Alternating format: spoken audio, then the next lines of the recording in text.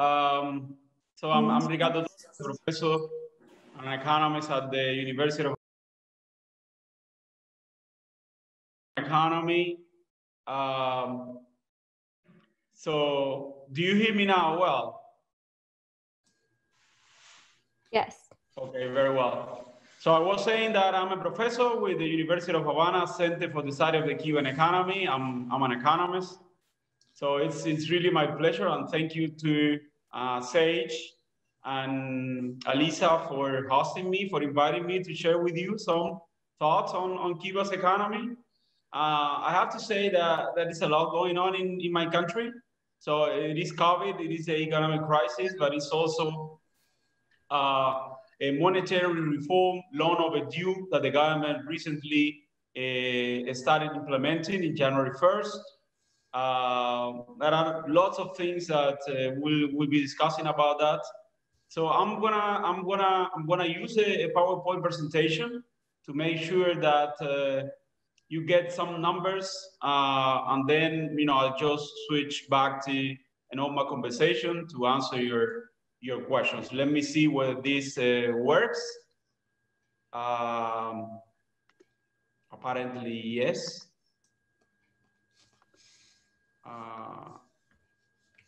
Do you see the presentation? Not yet, no. No? No. Okay, let me adjust this for whatever reason. There, now we see it. Yeah, we see it. Yeah, do you see it now? Well, good. So these are the issues that I'm planning to cover during my talk. Again, write down your questions. There is a lot to discuss. First of all, let me give you some background. The beginning of 2020, what it meant for Cuba. So the economic situation in the country was already challenging at the beginning of last year.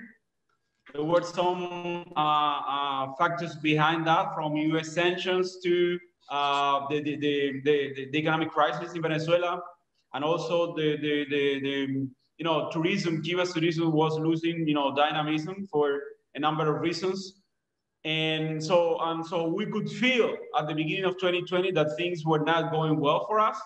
And then we had some energy rationing, or shortages of basic goods. And also the country was not, didn't have enough money to pay our debt back to our providers or to creditor nations. Now, I want to highlight in my opinion, three weaknesses that Cuba had before COVID impacted, Cuba and the rest of the world. And these three aspects, in a way, have made, the dealing with the situation much more difficult for Cuban authorities and the general population. So one is that it is well known, and even though there's been significant improvement in the last 5 years or so compared to the previous situation, Cuba's IT infrastructure was primitive, and that in a way created challenges for remote working, for online education, for shopping, and so on. Some of these tools were actually deployed during the COVID crisis, but we are still far from what's needed in terms of full usage of connectivity, internet, and IT in general to advance some of these things. The second aspect that we're now suffering a lot out of this is that despite all the reforms and all the changes that the Cuban government has introduced in the last 10 years or so, the domestic food production is insufficient. And now with all the restrictions in imports, that has translated into additional scarcity. And then our over-reliance on Venezuela as a trading partner, as a source of energy, and also our dependence on tourism. And COVID impacted tourism very heavily. As an industry, it is probably alongside with aviation, the two most hardest hit industries, and we are definitely suffering from that. So here you have some numbers around Cuba's GDP growth. When the government revised the numbers for 2019, you can see there that GDP actually contracted in 2019, fractions, but really was a negative growth. And now, well, in 2020, we had an 11% drop in GDP. That's a lot, even by international standards. I mean, in Latin America, only a few countries, are in a worse situation than Cuba. And overall, if you can see, around the globe, only the countries that were overly dependent on tourism, are having, that kind of impact. So it's serious. It's really a serious situation. And what I'm trying to say here is that the country has been severely impacted by the COVID pandemic and all the economic effects associated with it, that things were not going well for Cuba even before COVID impacted the country. And even before the crisis of last year, we had already a number of issues that we were dealing with. So if you can look at this, you see the numbers around exports and imports. Cuba is an open economy, it's a very small economy. Imports are key to sustain economic activity, but also to supply the population with consumption goods. And exports are key to generate foreign exchange so that we can pay for imports, but also to pay our debt, which is quite high. And you could see there's been a significant drop from 2019, again in 2020, and the situation for 2021 is not necessarily much better. These are some numbers around key industries for Cuba last year. Tourism, as you can see, we lost 75% of the visitors from 2019. Sugar production, that is very important to Cuba as well. Nickel, all of them in red numbers. So it's really a situation, crisis that you could see essentially in every major economic indicator. These are so-called transmission channels to explain how our economies have been affected by the COVID-induced economic crisis. But I want to highlight here two of them that are especially important for us and in a way are connected to the United States and to the sanctions that have been introduced by the Trump administration over the last 4 years. One is tourism. It's a key industry for Cuba, and I would say that it's not only key in terms of the national account, so overall economic growth. It's also key because it's a major generator of jobs. It's very labor intensive. For those who have been to Cuba, know that there are so many people connected to foreign visitors. So many Cubans, especially in the main touristic destinations, depend on the international visitors, and essentially we went to zero. So the industry, it's been 10 months essentially with zero visitors, or very few of them, and that translates into households, into families that are feeling the pain around because of that. And the other element is remittances. Money sent by relatives in other countries to their family in Cuba. Well, there is a recession in most countries, and of course, relatives there, they have less money to send, but at the same time, that's been one of the key targets of the Trump administration when it comes to Cuba sanctions. So, they've been introducing restrictions so that Cubans living overseas can't send money to their family in Cuba. And even though the pandemic was a global event somehow, they continue introducing those restrictions. And for instance, Western Union, which is a major company providing those services all over the world, so had to stop operating in Cuba in late November. Well, the government reopened the borders and airports started operations again, but it's no doubt a very severe impact on the economy, and again on families that many of them depend on those resources to cover, even meet their basic needs. Two other things, Cuba is not a member of any major international financial institution, so we cannot expect any kind of emergency relief coming from those institutions. So Cuba will not enjoy any of those benefits. And the other problem that for me is very important to consider is that during the special period, the world economy was growing, and Cuba was able, one way or the other, to tap into those opportunities and was able to attract foreign investment to restructure its foreign trade, because again, the new trading partners were all growing.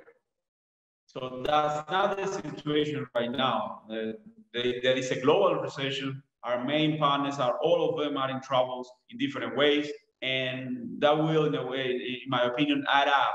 And so we will have to bear in mind that it's a global economic crisis, and our chances to use other countries, our trading partners, to get out of the economic crisis are much less right now.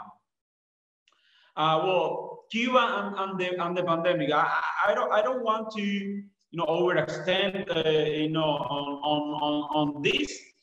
Just to say that on paper, Cuba was, or I believe that it still is, one of the best prepared countries to deal with a health emergency for a number of reasons that you can see here. So, in terms of health personnel and facilities, we do have a vast pool of that, and we have some experience at dealing with pandemics before, and we have a fairly developed, by a developing country, of course, pharmaceutical industry, producing different products. Some of them are even exported to other countries. So that's definitely a strength of the Cuban of Cuba in terms of dealing with this situation. On the other hand, there are definitely some weaknesses, and of course, Cuba lacks resources. Cuba is a poor country by any standard, and that has been, I would say, that condition has been increased over the last 2 or 3 years because of the reasons, the problems that I explained before. Well, when I say here that we have problems with law enforcement, I'm specifically saying that, or trying to say, that Cubans in general are not necessarily very disciplined. I mean, for whatever reason, being Latins or tropical, being in the middle of the Caribbean or everything combined, truth is that we're not very disciplined, and part of the success at dealing with the pandemic implies that people accept some restrictions in their daily lives, and they abide by the rules. Well, there have been issues with that. I'll come to that later on. And then, even though it's fair to say that the strategy of the country has been largely successful so far, we'll see what is the situation right now in a minute. At some point, the reopening strategy that in Cuba, it actually started in October, was a little bit difficult to understand. So there were not universal rules, and provinces introduced their own restrictions and introduced their own rules in general according to their own situation. And then I think authorities here at some point they got overly optimistic, and they assumed that Cuba will follow like a linear path out of the pandemic. So meaning we have control the health emergency, so it means that we'll be better off tomorrow, necessarily. So there is not coming back. There is no going back in that regard. Well, no, necessarily. So we know that there have been second and even third waves of infections, in many countries. And even sometimes, even the tiniest factor, an insignificant mistake can really ruin the whole thing. And I think the change, the turning point for Cuba was really the decision to reopen the borders in late November. I mean, I understand the economic rationality of that. I'm an economist myself. We could not sustain that situation much longer. So there was an interest in, a started recovery of tourism, international tourism, but also the government knew that many Cuban Americans would go to Cuba to visit their family. So there've been long months, and they knew that they had some necessities. So they were bringing money, they will bring also items, stuff of different kinds, including medicines and so on. So that was the bet that the Cuban government made. So they introduced some protocols, true, to contain any spread of the infection out of the arrival of people coming from countries that were severely affected, like the United States, but also Europe and so on. But truth is that those protocols have not been followed through the way they were hoping for. And so the number of cases started going up in December. And after all of the holidays in Christmas, New Year's Eve, and so on, now we're having like a second spike of a number of cases. So we went from, let's say, before the borders were open in mid-November, having around 40, 50 cases per day, new cases, I mean. We are going from there to a situation in which now we're having 10 times that figure. 500 new cases every day, and the number of active cases is now in excess of 3,000. So it's a situation that is quite serious. I think that still compared to some of our peers in the region and even all over the world, we are doing relatively fine, but the situation is getting worse every passing day. So the government decided to introduce some restrictions and partial lockdowns and so on. So we are going through that right now. So those restrictions in Havana started yesterday. So, and we'll see how it goes. They have not closed the borders yet. Again, in my opinion, because of the obvious economic implications of a measure of that type. But we'll see whether we can control the outbreak, and we don't need to, there is no need to shut down the airports, because that again will inflict severe damage to an already struggling economy. Now let's move to the event of the year. So the announcement of the year 2020 for Cubans at least. The government announced in mid-December that they will proceed with the monetary and exchange rate reform. This is something that has been talked about and discussed in Cuba for almost 20 years. And every now and then it seemed that it would happen, but it never did. So now there was these announcements, and it created, of course, lots of expectations and anxiety, I have to say, in people, about everything. So let me explain what's going on, you know, what is this all about in terms of this big transformation. I would say that is the single most important change in Cuba's economy and economic model in the last 30 years. And I don't think I'm exaggerating in any way. So it's big. It's big what is happening, and I think it's big what we will see in the next months and years, you know, arising from this. So first of all, Cuba is phasing out one of the two domestic currencies that we had used for 26 years. The convertible peso, the CUC.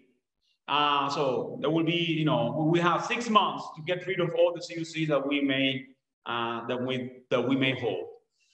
At the same time, you know, all of these things are happening simultaneously. This is one of the key of this process. You know, all of this is happening from January 1st. There is a devaluation of the official exchange rate in the public sector. So going from 1 to 1 to 24 to 1, 24 Cuban pesos for each US dollar. At the same time, there is a change, a big reform in wages in the public sector.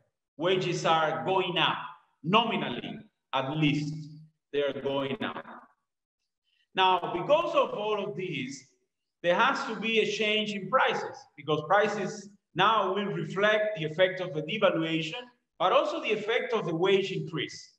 As firms and the public sector, they will have to pay higher wages. So prices will reflect that. In the public sector, but of course, you know, most prices are going up, are increasing, so meaning that also costs, including labor costs, are being trespassed to the private sector. So the private sector will have to increase also the price of the goods and services that it provides. And at the same time, the government has decided, and this is one of the most controversial parts of this change, the government has decided to cut subsidies. They say unnecessary subsidies. And the general notion here is that instead of subsidizing products, the price of key products, the government moves to subsidize households or individuals in need. So it's quite a big change. So it's a change not only in terms of a policy, it's also a change in the paradigm from subsidizing products, which is universal, to subsidizing households, individuals in need. So it becomes more focused. The social, all of the social components of Cuba's, all of the components of Cuba's social policy. So again, all of this is happening at once. What are the reasons for this? Well, there can be, or there are many, but I think these are the three main goals that the government wants to achieve out of this reform. Well, there is this general statement. What's happening in reality is that Cuba, even though authorities don't say it that way, we are moving to a system that is more market-based. And if you want the market to play a bigger role in your economy, you need prices to, the price system needs to work, needs to send signals to economic agents, consumers, firms, government, in terms of consumption, savings, investment, and so on. And for that, again, you need a big transformation in terms of the price system. And that is what is what's happening right now. So what is the first goal? Well, the government wants to change relative prices. For those who are not economists, don't worry about that. Essentially, it means it changes the proportions, the relation between prices of different kinds in the economy. Due to the overvalued exchange rate in the public sector, for the state fairs, for instance, imported items appear to be cheaper than domestically produced items. And that's an unsustainable situation for an open economy, small country like Cuba. So they want to change that so that the exchange rate reflects the actual condition of the economy, and that translates as well into the prices of all products. So now big exporters will profit a lot from this change, because before, imagine that they were getting 1 Cuban peso for each dollar they exported. Now they will get 24 Cuban pesos for each dollar exported. Now, for those firms that depend on imported goods, it's a completely the opposite situation. They will be in a worse situation. But that's the kind of incentive, that's the kind of change that the government, that's the kind of signal that the government wants to see, you know, being spread out the economy. I mean, buy domestic and try to substitute imported goods by domestically produced goods as much as possible. That's a key goal. And by changing the prices and the exchange rate, that will be reflected in the firm's cost structure. A second goal is, because of the usage of 2 currencies and several exchange rates, all of the national accounts economic indicators were distorted. Those numbers were not transparent, were not reflecting what they're supposed to. And so that's another major goal here. And then, and this is not a minor thing at all, by increasing the cost of living, you create an incentive for people to seek jobs, to go to work, to go back to work. Because before, essentially, for someone who didn't have a job, a permanent job, you know, very little money was needed to survive. So you know, out of the subsidies, out of the subsidized products allocated to the citizens through the rationing card and so on. So this is another key goal, and we'll, you know, I'll go back to that in the incoming slides. So here are the goals from the authorities. So in terms of the people, so what's going on? You know, what do people see right now? Well, we are seeing a significant increase in prices and tariffs for public services, you know, overall. And that includes everything from electricity to public transport, even some non-essential, so-called non-essential medicines. I think all medicines are essential anyway. It includes definitely a food that is allocated through the rationing card and other items that are provided to low-income families. So we are also seeing increases in prices in the private sector, of course. As I said, wages are going up, and the criteria to get some sort of social assistance from the government have been hardened somehow. So, and there is this expectation that family has to provide for its members, those members that are in need. Again, let me tell you something. This is not a minor thing. This is a big change for Cuba socialism. You know, before, the state was supposed to provide for everyone. Now, this change that says, well, family is a one bearing responsibility for providing food and other things to its members. It's a major transformation. That is a major transformation here. Now, I will now discuss, and with that, I'll finish. And to welcome questions, I will go through three main risks, in my opinion. One is inflation. The problem is that prices were already going up in Cuba before this monetary reform. So there were a number of factors that explain that. And this adds to those trends.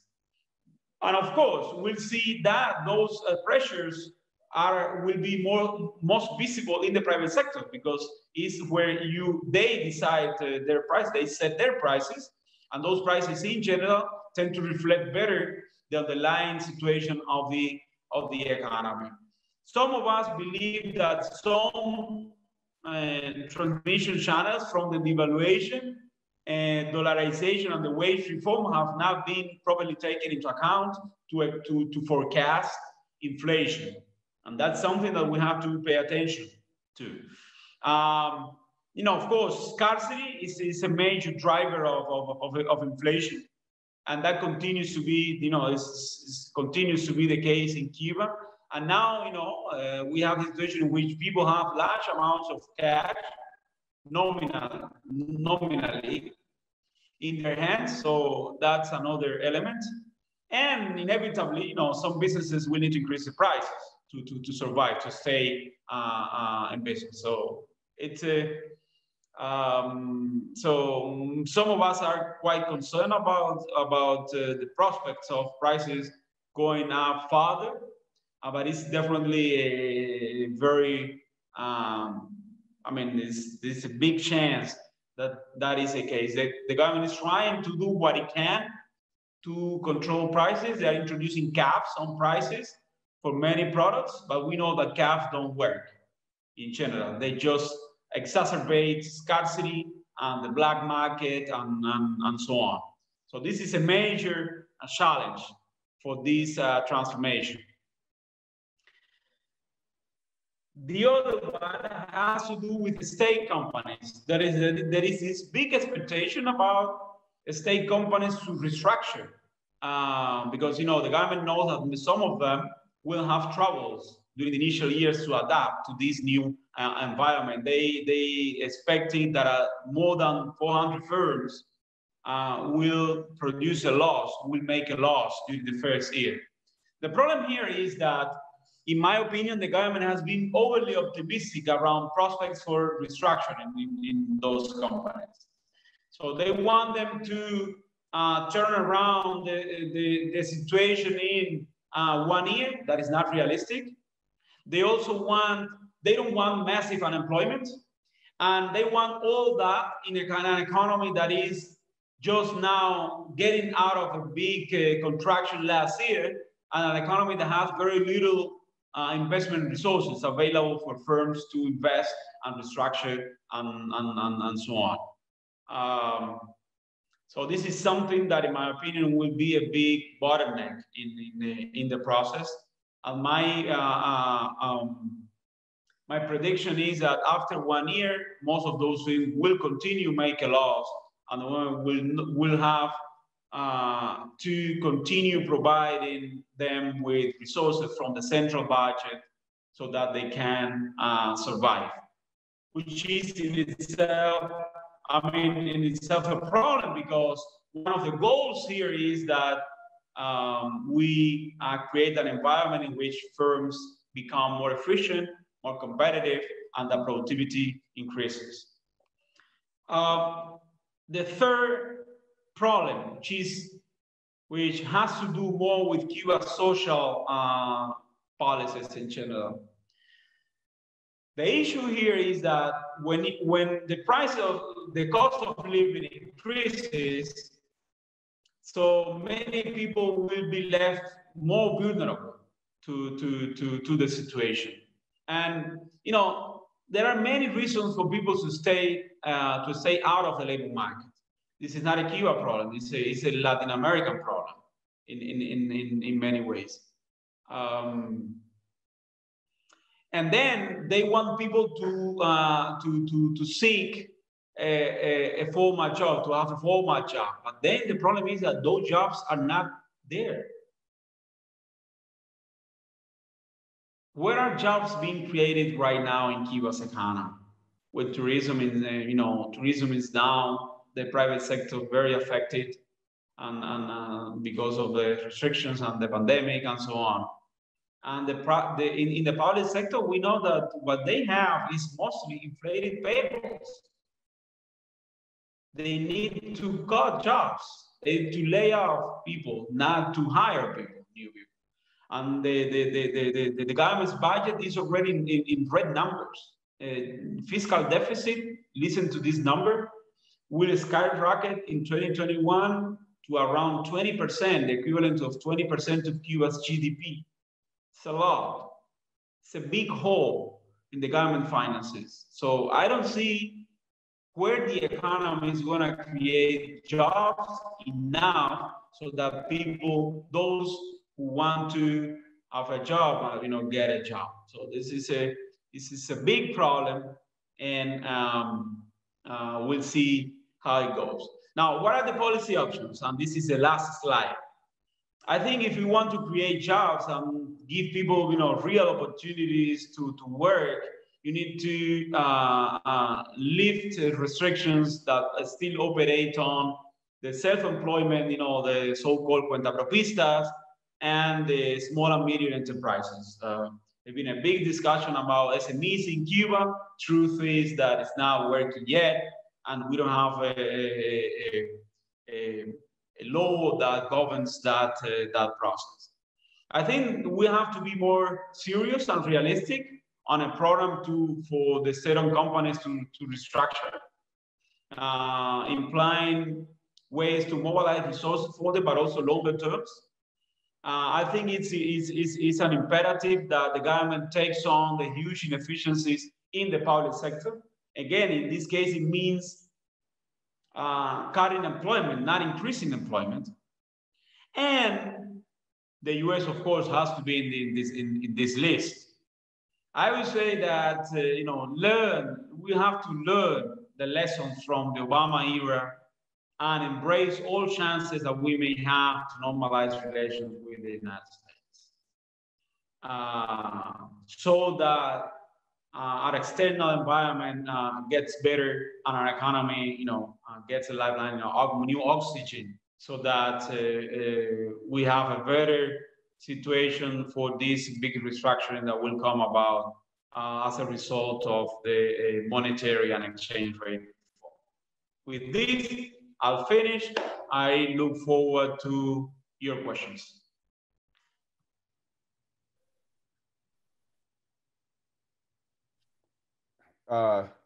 That's very interesting. So much happening.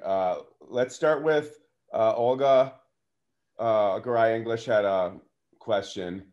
Olga, would you like to ask it yourself, since we're in a video feed format? Sure, let me unmute. Thank you so much, Dr. Torres. That was just an amazing presentation, and so thorough and so multidimensional, and very much appreciated.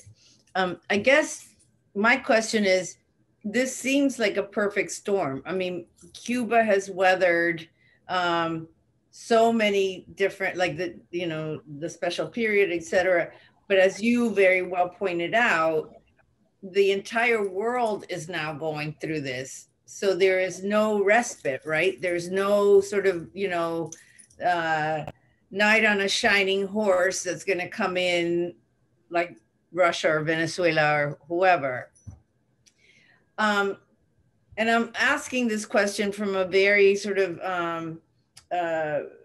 personal point of view, but I'm Cuban, by the way. the sectors that Cuba is so well known in the world for and so admired in the world for are education, you know, vast improvement in education, medical research, and in my case, which is what I'm involved with, is the arts and culture. In your opinion, how are these radical changes, which are nestled within this seismic change in the whole world economy and the whole world situation, how are those three sectors that Cuba has really built a reputation, a positive reputation in the world, how are they going to be affected? Okay, so do you want me to answer that question directly, or shall we hear? Okay, so I'll proceed.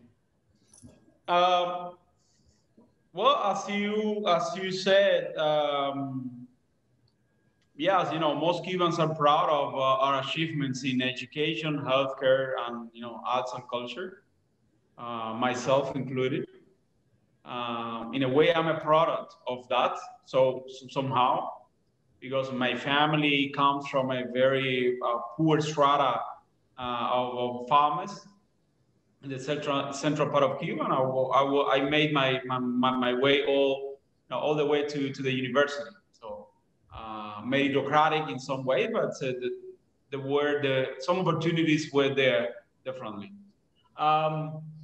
One thing to keep in mind is that in principle, all of these things that I've said about cutting subsidies and so on, they don't apply to education and healthcare. So they continue as totally free for the population. And well, in the case of arts and culture, I think the situation is slightly different. There, I think it's a completely different world in terms of the support that they can get from the state. Some of those programs will stay for sure. They're very popular, and there is broad support in the population to keep them. But in the arts and culture, as I said, there are other things, and I think there are already big changes there, and we'll see many more coming in the future. Well, by that I mean more market, so to speak, operating in the arts and culture. Now, the problem with education and healthcare is they've also felt the impact of the economic crisis, not only of this one, but also the one that Cuba went through in the early 90s. So the quality of the service is not always optimal. And the availability of resources is poor sometimes. And what we are seeing is that in a society that is becoming, unfortunately, I have to say, increasingly stratified in terms of income, sometimes who you are and how much money you have has an impact on your ability to get access to a good service, to good education, to good healthcare. And if you think of this process as one that is bringing more market to Cuba, as one that is in a way making inequality more visible, well, if the government that does not adopt countermeasures, what we could see is an acceleration of this trend that I described before. I mean, in a way, yes, the money you have in your pocket is a good predictor of the quality of a service that you will get one way or the other. For instance, let me give you just a very basic example, also for people that are not that familiar with the Cuban context. It is true that education is free all the way to college, all the way to university. Yes, but students have to go to an exam. have to pass an exam to enter a university. Then a family that has resources can pay a private tutor to his kid so that that kid passes the exam. So again, education is free, but since the quality of the basic education is going down, families that have more resources are better positioned to bridge that deficit and put their kids in a better position to go to the university. And you can think of many examples like that throughout society.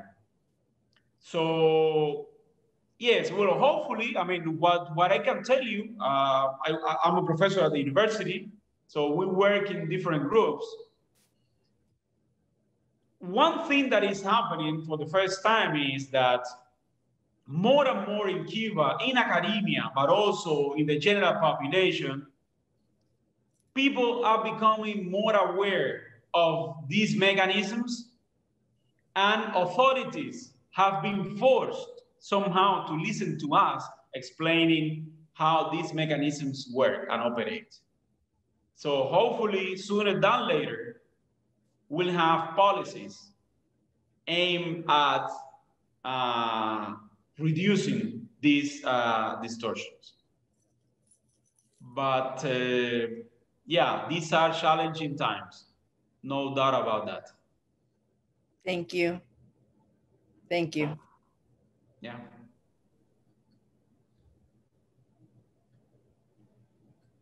So the next one is from Linda Pape, who, Linda, if you want to ask that with live, you can.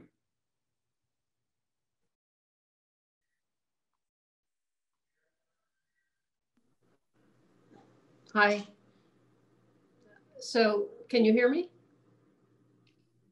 Yes. Yes, I can. Okay, thank you. We went to Havana, I think it was 2 years ago with Sage's tour, and you spoke with us then, and that was the motivation for us to rejoin this group tonight. So of course, all these trends toward a less socialist society and with more stratification by opportunity makes one see things as a more realistic problem.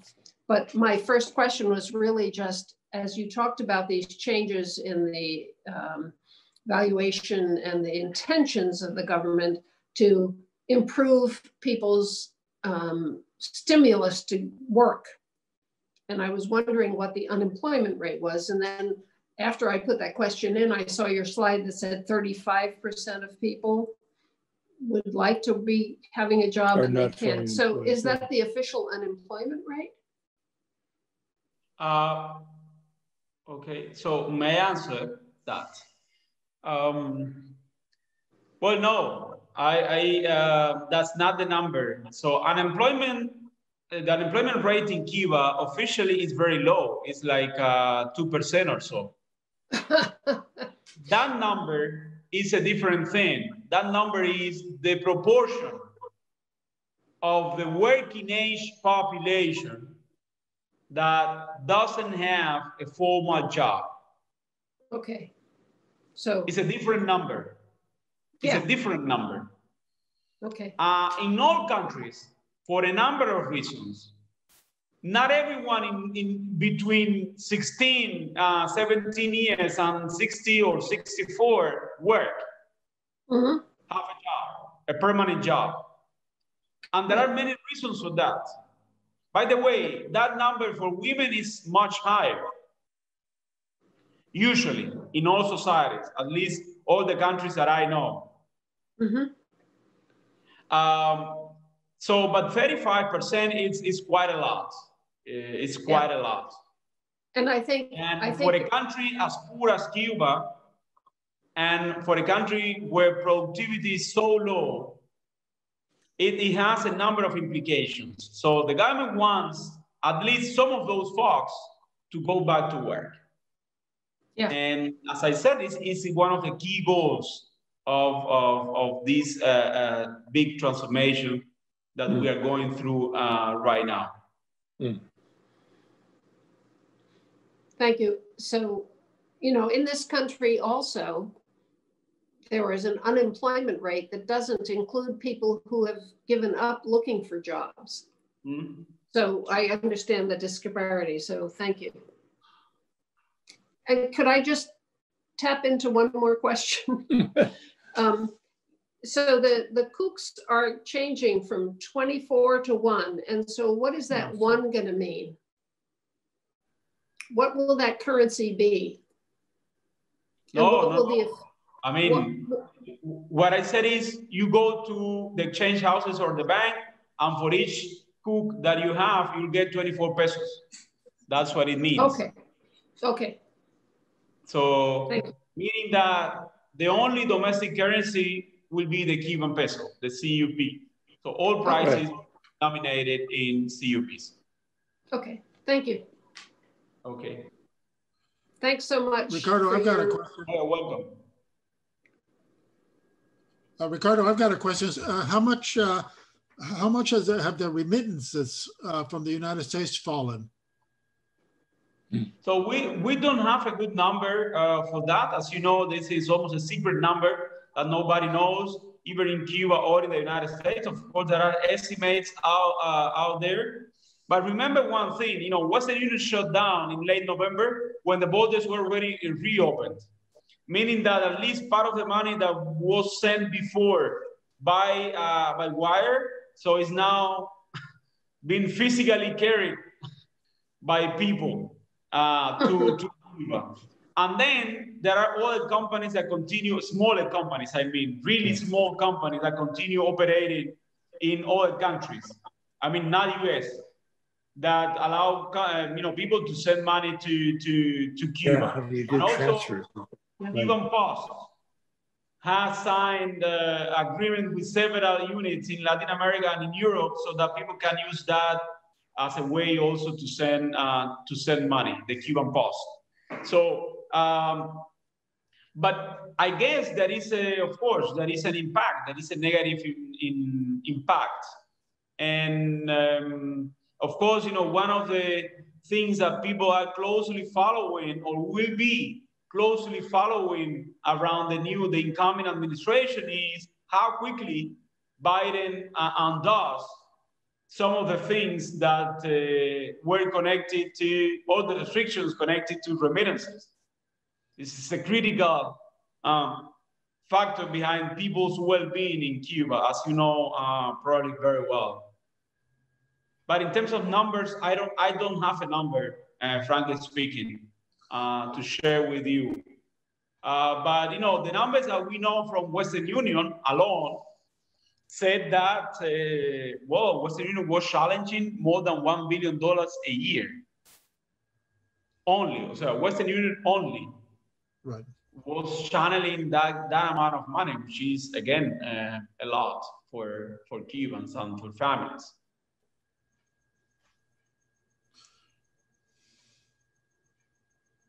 Another question. I'm seeing some questions here in the chat.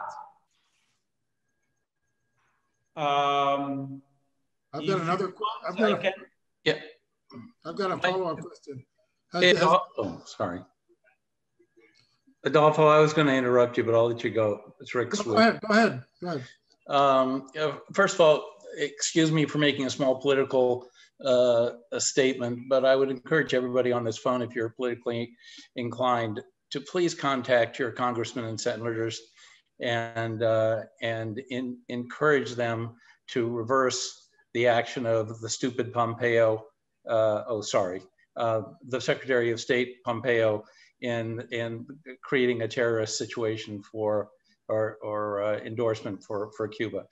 Really, if you contact your congressmen and your senators and encourage them to reverse the action of Secretary of State Pompeo, it will make a difference, and it will still take 6 to 9 months to correct this silly action by our Secretary of State. That's the end of my political statement. I'm sorry for interrupting on that, but I have a question.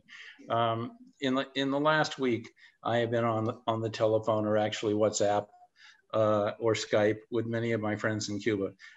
They are making me very sad because they are talking about shortages in bread, shortages in eggs, fundamentals. They are also talking about a silent strike, which the farmers are perpetrating because the government is fixing their prices on what an orange will be or what a tomato will be. And this is forcing inflation, along with the actions, Ricardo, that you talked about with the change of the currency. My question specifically is, what will this do to massive, the potential for massive inflation, which has already started, and also with this currency exchange and this very horrible shortage of food that's now being felt in every city. What will this do to create potentially a black market for increased exchanges on the black market for CUCs or for American dollars or other currencies? Okay, so let me address two different things in your question. Thank you. One is, the food problem we have, is not connected to the monetary reform. So we've had that problem for a long time. So we've been unable to solve it. And now it's only that it got worse due to the impact of the pandemic and now the monetary reform. But this is important that you all understand that the food, whatever food problem Cuba may have right now, is not necessary. It's not the result. It's not the consequence of the monetary reform. And restarting or increasing food production on the short term is almost impossible. So because we need to carry out structural reforms in Cuba's agriculture, and that it will take time before they bear fruit. So this is something that will be affecting us for some time. And since the country doesn't have foreign exchange, we cannot bridge that deficit with inputs. And that's really when the COVID crisis impacts Cuba. Not that it further reduces food production, but it's also that we cannot import more to bridge that deficit. And again, there is no easy solution to that. There is no definitely easy solution to that. And we'll have to live with this for some time. Bread, well, the problem is that wheat, of course, is imported. We cannot grow wheat in Cuba. But the same can be said about what you mentioned about, farmers. The government introduced caps on prices, and then they're not happy about that. So they are withholding their production and so on. So again, this is an ongoing situation. We'll see how it goes. We'll see how it unfolds in the coming weeks and months. But I predict that at least in agriculture, the situation in this 2021, as I said, could be even worse than it was in 2020. Could be even worse than it was in 2020. Now, the other part of your question, there is already, first of all, there will not be a black market for CUCs because CUCs are being phasing out. So you just go to a bank and sell your CUCs to the government at 24-1, which was which is the existing exchange rate in Cuba for the last 15 years or so. There is, though, a black market for dollars, because one of the missing links of this chain is that the government is not selling dollars at the fixed exchange rate of 24-1. By the way, for those who are economists or know a little bit about economics, it's not actually an exchange rate, because if it were, you could go to a bank and buy dollars at 24-1. So the government is not selling dollars or any other foreign currency. meaning that if you don't have a family that can send you those currencies, you need to go to the black market. And there is a black market in Cuba. And in that black market, the price of the CUC, formerly CUC, now Cuban pesos, is going down. It's depreciating against the dollar because the scarce resource is the dollar. And now there is increased demand of dollars because you need dollars to go to some shops, to buy some food and to buy other stuff of daily use. And the government lacks a solution for that problem. That black market will continue operating in Cuba for the time being because that's the way the cycle closes. So you get dollars there for those households or even firms, you know, the private sector, the private businesses, they have to operate also in that black market. Because in Cuba, for instance, right now, the only place where you can buy a beer is in a dollar shop. So they go to the black market, they buy the dollars, and they go to those shops and get the beer. So that's something that, again, will be part of our economic system for the time being. Until the situation is solved one way or the other. But the dollarization is here in Cuba to stay for some time. Make no mistake about that.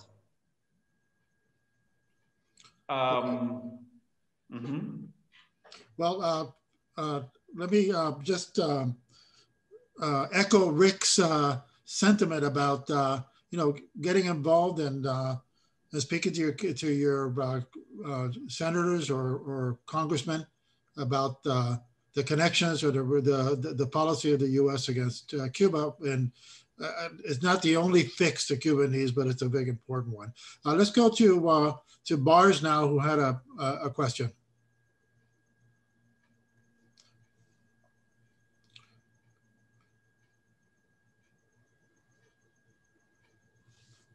I can read it if it's. Yes. Yeah. No, I've got it. The evaluation strategy works. The demand for domestic products will increase dramatically. What capacity is there in the skills and infrastructure of the industrial economy to respond? Well, that's a very interesting question.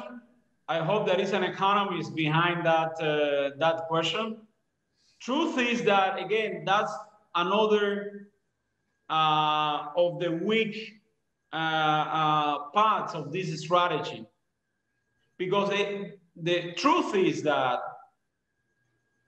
there are many obstacles for Cuban firms to increase production, to increase productivity, to go more competitive, even to innovate more. So the exchange rate, the overvalued exchange rate in the public sector was one of those elements, but not the only one.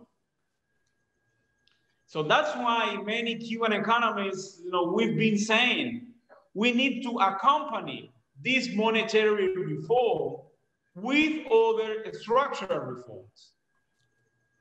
And truth is that right now, if that surge in demand occurs, there will not be a lot of capacity, spare capacity in Cuban firms to meet that demand. Because some of those plants will need to make an investment before they are fit to meet that demand. Or they will need to import staff to continue production, to increase production. Or they will need to find a new niche in the market. So again, the government has removed, or at least has started to removing one of the obstacles that Cuban firms face, but it's not the only one. It's not the only one. So that's why I said during my presentation, I didn't want to make it longer, that in some ways the government has been overly optimistic about the positive impacts of the monetary reform. Let me tell you one more thing. What we know is that this type of transformations all of the pain is concentrated at the very beginning of the process. And the relief and the positive effects, they only come over time. And they only realize, or they only become true if you accompany the process with other changes. So I look forward to those structural reforms that are still pending in Cuba that will habilitate in a way Cuban firms to respond to market signals. And that's the situation right now. I'm going to combine two questions into one from here. One is from Melinda and Jim. It says, please summarize the lessons from the Obama era that you believe need to be embraced, if I understood you correctly. And then the second is from Janice Quinn, who said that, asked, what is your prediction on how you will be impacted by the Biden administration? Okay, what I said, learn the lessons from the Obama era, is that many experts, both in Cuba and the United States, have the opinion or share the opinion that Cuba was slow to respond to the opportunities created by the Obama changes. Let us not be naive here. The US wants something from Cuba. Cuba wants something from the United States. It's a negotiation. And you have to cede something. You have to make sometimes concessions, which is a bad word in Cuba. But it's natural. I mean, it's part of the strategy. Truth is that if Cuba fails to grasp the opportunity, I mean, the eventual opportunity that the Biden administration provides, our economy will always be in troubles because, you know, for us, we are permanently in troubles, enemy with the big neighbor that we have 90 miles away.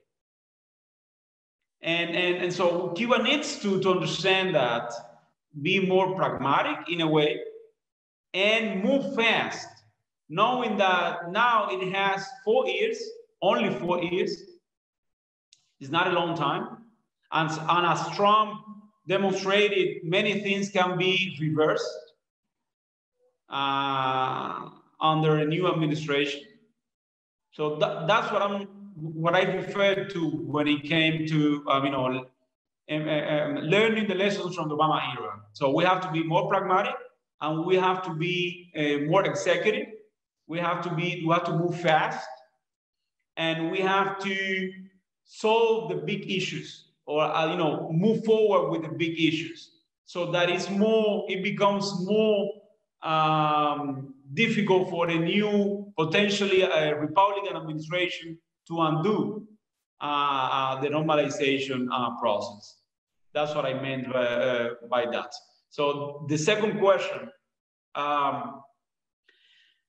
I think most people expect Biden to adopt some of the changes that Obama introduced, eliminating restrictions when it comes to remittances, travel, and so on. Now, also, at least people that are knowledgeable of Cuba-US relations also expect that, one, Cuba is not going to be a priority for Biden. Cuba needs to understand that. Second, if Cuba wants to move beyond some obvious changes that will be adopted, hopefully sooner than later in the administration, Cuba will need to make a move. So let us not expect Biden to give a lot in exchange for nothing. That is not going to happen. The Democrats lost lots of votes in Florida, a key swing state, a big swing state. And already a Cuban American representative just introduced legislation aimed at blocking any attempt to normalize relations with Cuba. That tells you very clearly what is the sentiment behind that in South Florida. So it will not be a rosy path in terms of going back even to the Obama era framework for Cuba-US relations. Very optimistic, is it?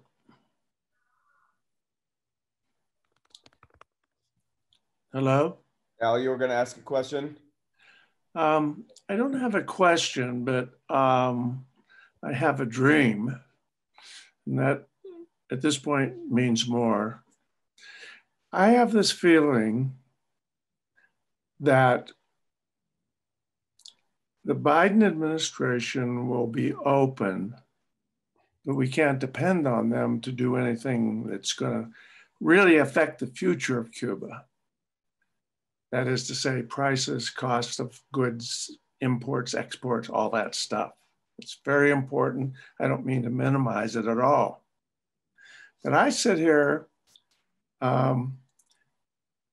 with a sort of vision of whether or not-for-profit foundations or groups in the United States who aren't tied to the government could be welcome to come into Cuba, meet with people, and create some kind of a new conversation about creating the economy together rather than separately.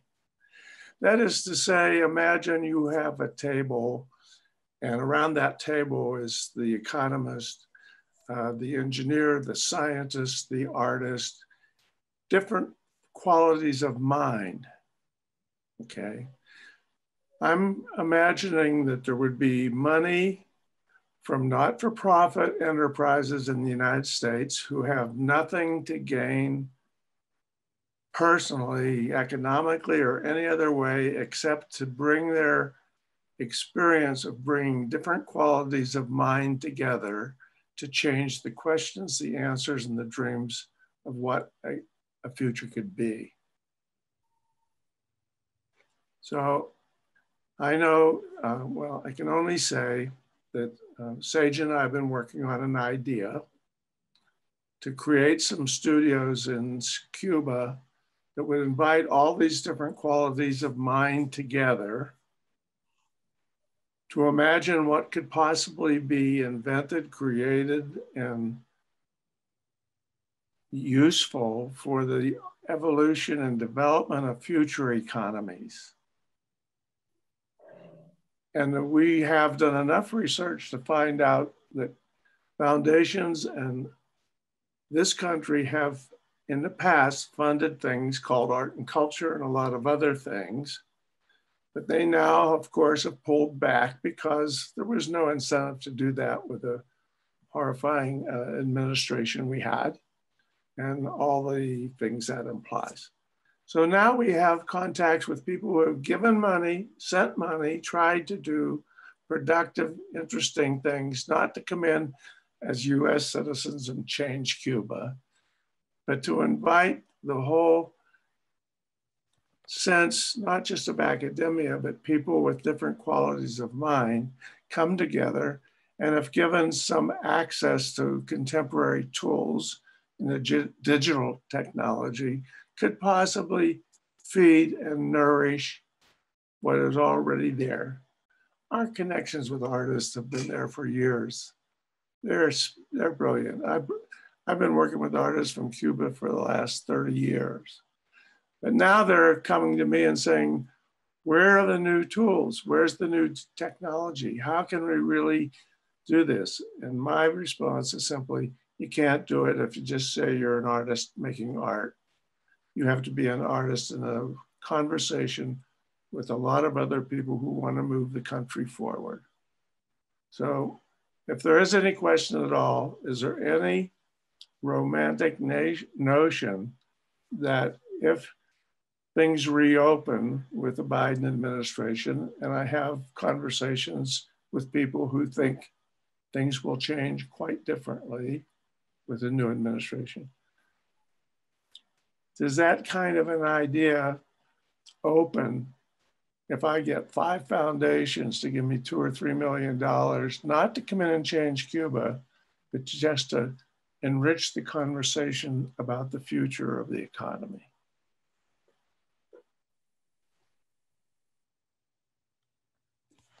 And I'd like to combine that with a question of the part of the new changes is allowing more foreign investment in Cuba, because Cuba before had to always own at least 51%, and now that rule has been removed so that business ventures can have 100% ownership. But combined with what Richard was asking about maybe more of an opportunity for humanitarian and cultural non-governmental partnerships to be allowed to happen with Cuba? I think, you know, it really depends on the moves from the US side. She's the one that introduces all the restrictions. But let's assume that this incoming administration will be open to at least, you know, bring back part of the framework that was put by Obama. And I don't have doubts in terms of lots of new opportunities arising for the peoples of the two countries to come together and develop, you know, many exciting projects at all levels, you know, from academia to art to science. So I'm optimistic in that sense. We saw during the Obama era, you know, how much potential there is between, you know, for collaboration between the two countries. I think I look forward to that coming back again. But even there, I think we have to be strategic in terms of taking advantage of opportunities, but also in terms of, you know, establishing more permanent ties, bonds, so that they survive attempts to, again, ruin the relation between the two countries. Now, in terms of foreign investment, let me say something.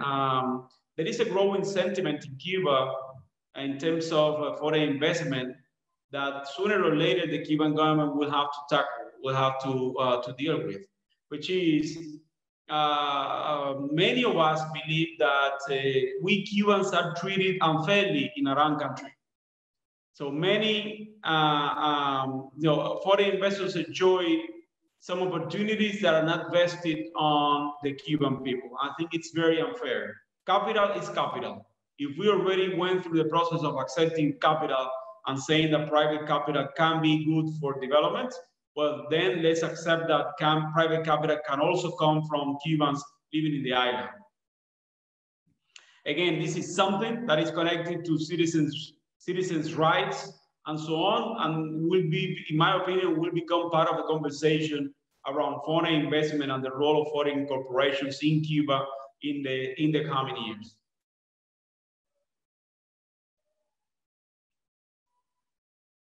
I don't know, any other question? I see some here in the chat. Too many probably to address them all. It's time for one last question. Why don't you pick one, Ricardo? Yeah. Well, there is one that says that if these reforms will be accepted by the average Cuban, I think most Cubans still lack information about all the implications and the likely future impacts of the current reform.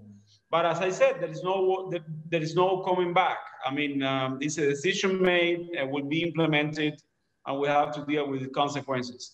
I think many Cubans got very anxious about the price increases.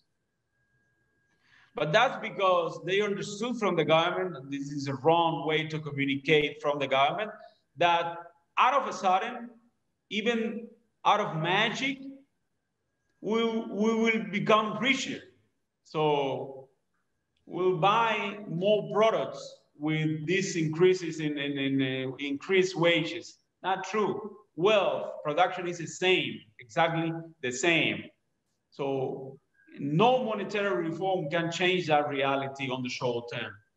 So if you are able now to buy more products, it means that someone else is buying less. That's simple. So I think as time passes, people will again, get, understand that reality, and eventually, well, the process will be affected. I have to say that nonetheless, some of the components of the aspects of what's been done can be improved. There is a better way to do it without changing the whole philosophy behind it. We'll see. Well, how do you get the ex-Cubans in Florida to make peace with your country? Well, I think some of them are not interested in dialogue or in making peace, unfortunately. Hopefully a majority is. So my opinion is that definitely the Cuban government needs to do more to embrace the Cuban community outside Cuba. Let me give you an example. So it's very even offensive to believe that, or to behave in a way that you want their money, I mean the Cubans' money, but you don't want them to participate in the political process in the country. There is a contradiction there. And many of those Cubans are saying, okay, if you want my money, I want participation. I want a say in affairs in Cuba.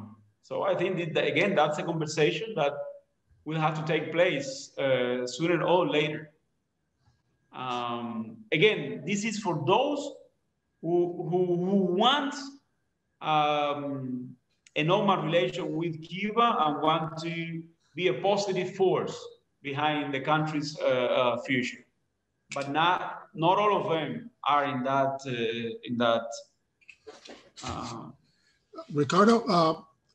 Ricardo, as a last question or a last comment that you can make, can you talk about the young people in Cuba and how they're relating to all of this?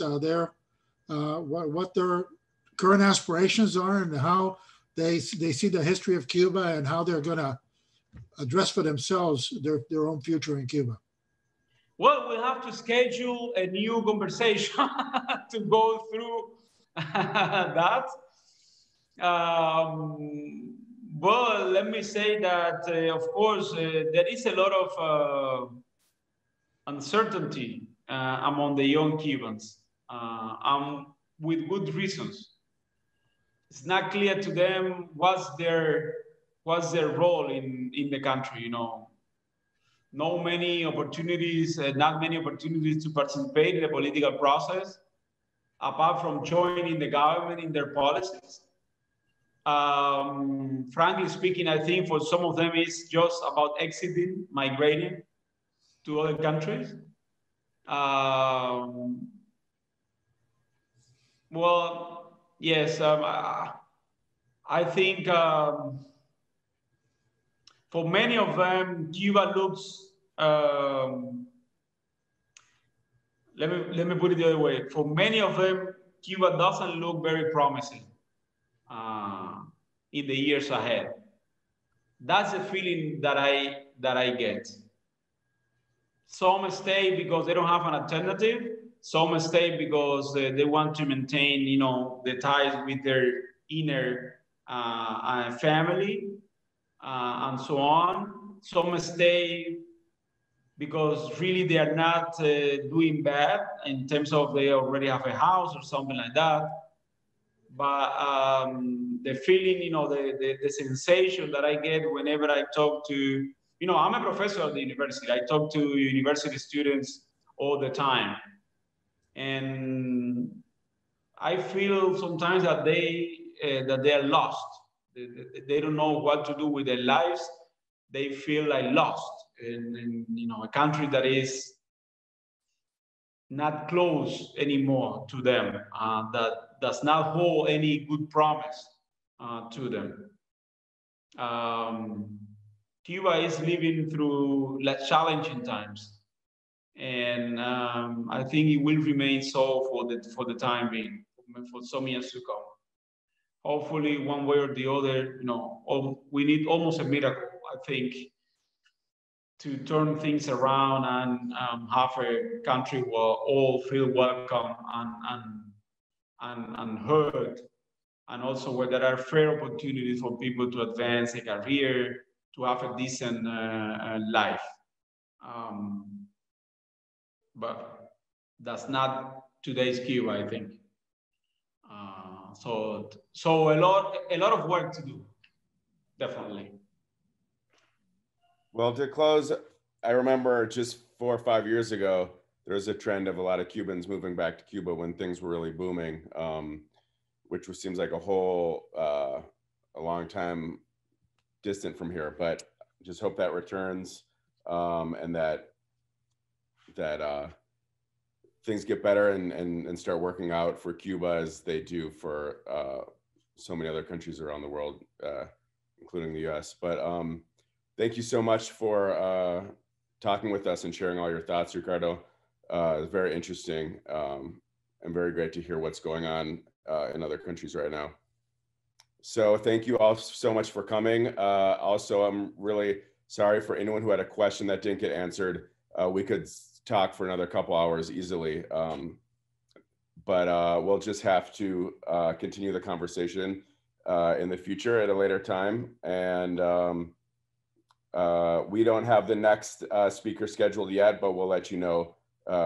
We'll be continuing to have speakers throughout the year. So thank you so much. Hope you're all doing great. And I look forward to talking and seeing you soon. Well, thank you all. Thank you, Project, for Amor. And I look forward to the next conversation. Thanks. Bye. Bye.